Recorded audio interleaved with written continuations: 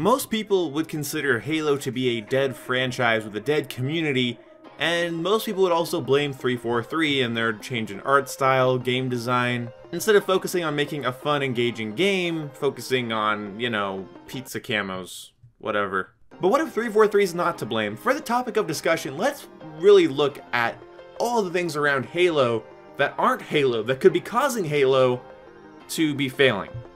Anyway, let's get into this.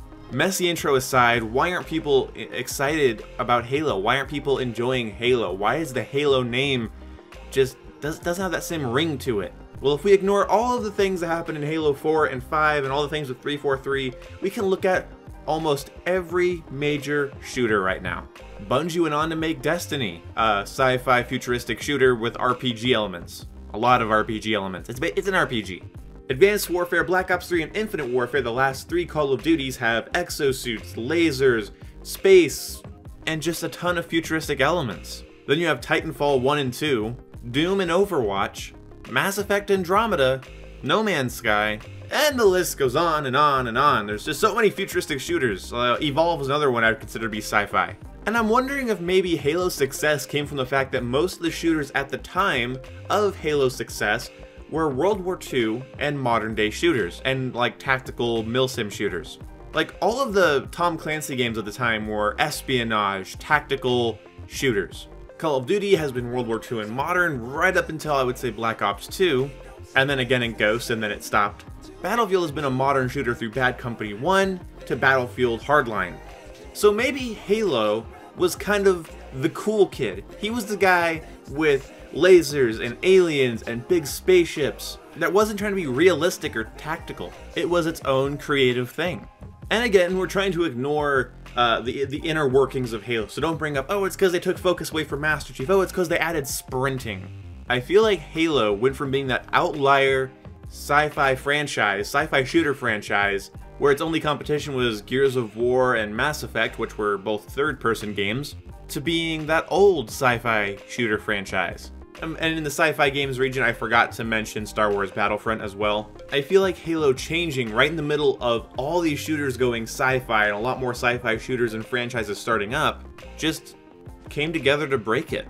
Now I know there's Halo fans, and that's different than the franchise being a huge success, but I feel like if Halo 6 was announced right now, not many people would be excited. I feel like Halo needs to go back to its old art style. I feel like if Call of Duty goes to World War II, if the next Battlefield's modern day, if Titanfall 3 and Doom 2 don't come out immediately, then yeah, I feel like the next Halo could have a chance. For a AAA shooter to find a niche, it's extremely difficult. And a lot of games that aren't necessarily bad just get forgotten because they came out at the wrong time, and they didn't have enough new going on, or it wasn't different enough from other games to actually make any waves. But if the main shooter genre goes back in time and stays more grounded, and, you know, less jetpacks, less space, less futuristic, less cyborgs, less exosuits, then I feel like Halo might shine a little bit brighter. Halo will get its niche back. So to summarize this video, if other shooters go further back, they step away from the sci-fi elements, they step away from mechs and again like exosuits in space, then I feel like when Halo comes out and does its normal thing, it'll shine brighter. And for the last time, I'm not trying to focus on the story of Halo 5 or they added this gameplay mechanic so the game failed.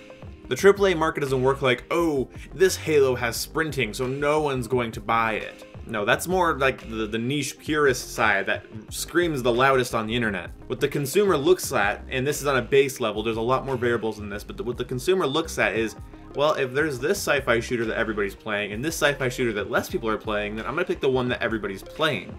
If you're a huge Halo fan that buys the game every time it comes out, then, you know, good for you. But what AAA markets want is to grab the attention of a lot of people. So the next Call of Duty or Doom or Battlefield doesn't just cater to the fans of Call of Duty, Doom, and Battlefield, caters to anybody that looks at it. And that's why Star Wars games are kind of hard to market, I'd imagine, is because you're not going to get anybody that doesn't like Star Wars. As much as it's weird to think about, those games, the Battlefront series, is a movie tie-in. If you don't like Spider-Man, you're not going to buy a Spider-Man game, so, you know. Let me know what you guys think. Let me know things in the comment section. Share this video if you want to. Turn on notifications if you subscribe to me. If you don't subscribe to me, that's fine. This video is kind of boring anyway. Maybe I made it interesting. I don't know. We'll figure it out. I'm going to have better content later, more interesting content. This is just kind of a filler video, just a thought I want to share with you guys. Hope that's okay. You know, if I was a big YouTuber, you know, 1 million subs, I could put out videos like this and you guys would like eat it up and like it and stuff. But, you know, since I'm a small YouTuber, me making videos like this just kind of par for the course. Oh, it's a post commentary where you share your opinion. Who cares? See you when I see you.